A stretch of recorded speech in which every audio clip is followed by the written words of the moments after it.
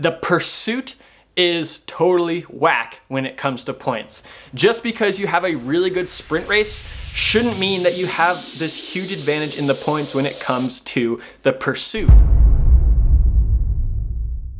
Now, I've been around biathlon my entire life, and there's a couple of rule changes that I think the International Biathlon Union should implement to make biathlon more fair, more fun, and more exciting. How's it going, biathlon fans? Welcome back to the channel. My name is Brian Halligan, and this is my YouTube channel about biathlon. Now, first, I really want to thank all my subscribers for helping me pass that 4K mark in subscribers, but I'm trying to get to 5K by the end of the biathlon season. So if you haven't done so already, hit that subscribe button down below because there's gonna be way more biathlon content coming out of this channel.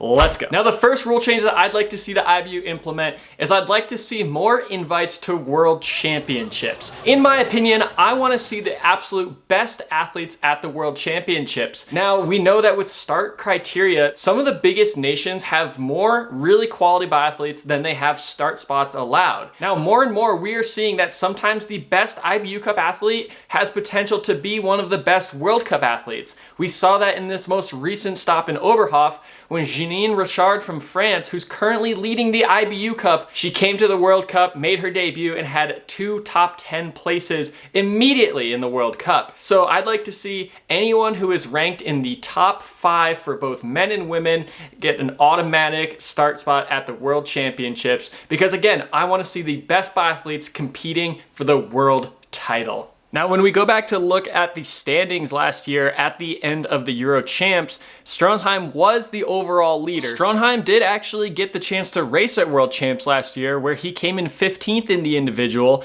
and he also came in 22nd in the sprint. So he did end up getting the opportunities thanks to his standing within his own nation. But then you have Overby, you have Andersen, you have Uldal, who are all in the top 5, who would have gotten an opportunity to race, and then because Norway still had that open start spot, they actually would have invited Sorum as well with this new rule. Lucas Fratscher would have also gotten an opportunity. On the women's side, at the end of Euro Champs, we would have had Tilde Jonsson, Guillaume Gigonot, Celine Groten, Vanessa Hins, and Paula Botte would have gotten their IBU Cup start spots at the World Champs. Now, the big problem with this rule is I just listed off so many athletes from Norway, Germany, and France who would have gotten the opportunity to move up and race at World Champs. Who knows if these nations even have the budget to support them? And it's not even just about like race day support with wax techs and staff and everything, but also just think about the lodging logistics and everything that goes along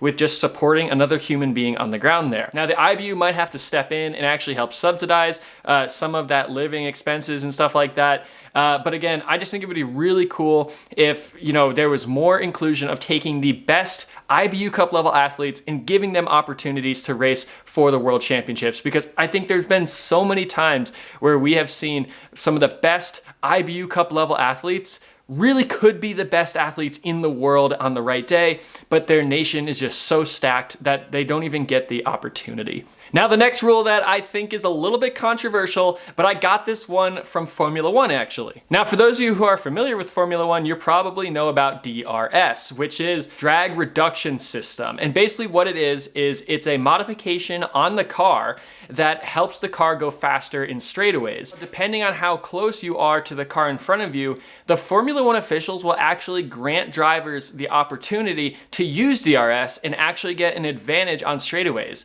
The purpose for this is to increase lead changes. They want to see a lot of action, a lot of back and forth driving. So if you can get within a second or two of the car in front of you, you can get the green light to use DRS and you can zoom right around them. You have to be within the draft and there's a lot of rules that are associated with it. But I think the IBU could implement something like this, and where I think they could do it is not actually at the front of the field, but at the back of the field. We saw in both of the Oberhof relay races that there were so many lapped teams, and quite frankly, that's just not fun. There's a lot of teams that have never even finished a relay, and it's like, this sucks. It just doesn't look good when you see like 6, 7 teams just get lapped. They don't even get to finish, they just get lapped. So I think it would be cool if the IBU implemented a like time back threshold where if you're X amount of time back, you actually only have to ski a 75-meter penalty loop. Now, no, this is not gonna all of a sudden bring you back up to the front. And I know that there's a lot that could be said is what happens if in the first shooting stage, a team is at that threshold, they do the 75-meter penalty loop, but they end up making it back to the podium.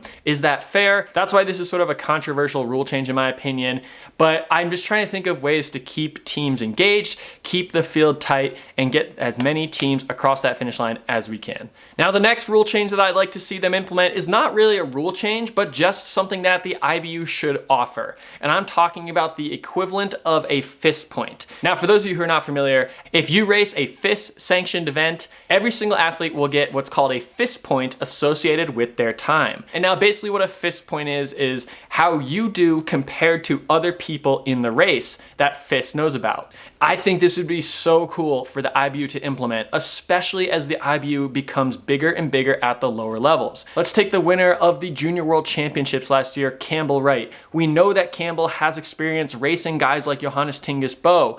So what if you came in 10th at Junior World Championships? You should hypothetically be able to calculate if you were X amount behind Campbell Wright, who is X amount behind Johannes Tingus Bo, how far back you are from Johannes Tingus Bo. The hypothetical IBU Cup point isn't going to be replacing the point system for scoring. It's more just a way to compare athletes at different levels, especially with these new Continental Cups that they've been promoting. I really think it's time for the IBU to implement a IBU Cup point similar to the fist point.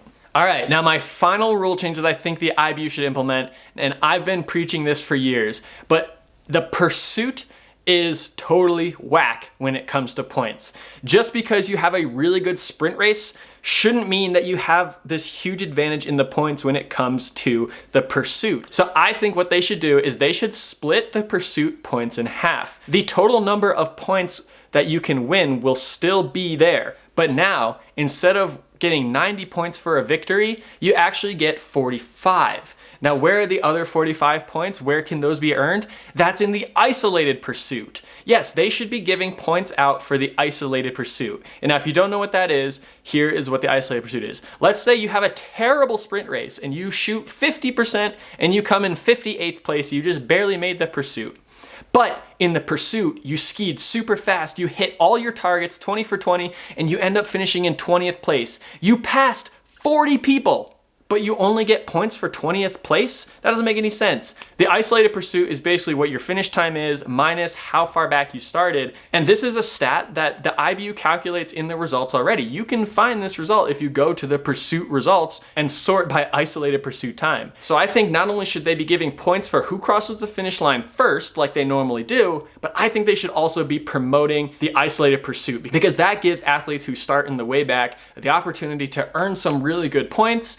And an athlete who maybe is close in points in the overall as we're getting to the end of the season and they need really good points, they might be going all out even if there's no one around them and they can just coast to their place points. And now this is why you subscribe to my channel, because I actually went back in time and last year I adjusted the entire overall World Cup score to implement this new point strategy, and let's take a look at the results. So in the pursuit total score, there really was no difference for the top three. We still had Bo, Liegert, and Phil Maillet, but we did see a big jump from Nicholas Hartwig, who came in 11th overall in the pursuit score, but with this updated scoring system, he actually came in 6th. On the women's side, again, the top three didn't change very much, but we did see a little bit of movement between Tandervold, Veer, Herman Vick, and Lisa Vitozzi for the 4, 5, 6, and 7 spot. And now when you plug these numbers into the overall standings, again, the top 10 on the men's side didn't really change. But the athlete who would have benefited from this the most